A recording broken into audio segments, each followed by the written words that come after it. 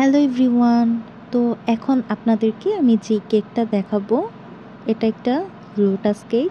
দেখতেই পাচ্ছেন কেকের ডেকোরেশনটা কতটা সুন্দর। কাপ কেকের মতো এরকম দুটো সাইজের কেক ছিল। দুইটা কেকের ফ্লেভারই কিন্তু দুই রকম ছিল। অনেকগুলো ইনগ্রেডিয়েন্টস দিয়ে এই কেকটা বানানো। তবে পদ্মফুলের যে বীজ আছে এটা ওয়াচ করতে পারলাম। এদিকে ছিল দুই টাইপের সুইচ রোল কেক, একটা কায়া ফ্লেভার আর একটা কি ফ্লেভার ছিল এটা আমার জানা নেই, তবে এটার ভেতরে অনেক বেশি ক্রিম ছিল। আর কায়া রোলের ভেতরে ছিল নারিকেল আর ক্রিম, সাথে এই ব্রেডটা ছিল। তো এখন যেটা বের করলাম এটা এক টাইপের কারি পাপ, আর এটা ছিল একটা বান।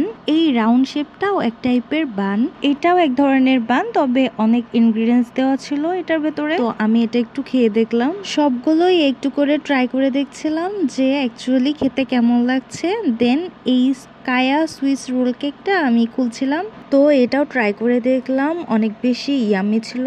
তো টেস্ট অনুযায়ী এটার ভেতরে কোকোনাট অ্যান্ড ক্রিম সাথে কায়া ফ্লেভার তো ছিলই। প্রত্যেকটা বেকারিজই কিন্তু মালয়েশিয়ান, সবগুলোই আমি কিন্তু গিফট পেয়েছি। তো আজকের ভিডিওটা দেখতে কেমন লেগেছে অবশ্যই জানাবেন। আল্লাহ হাফিজ।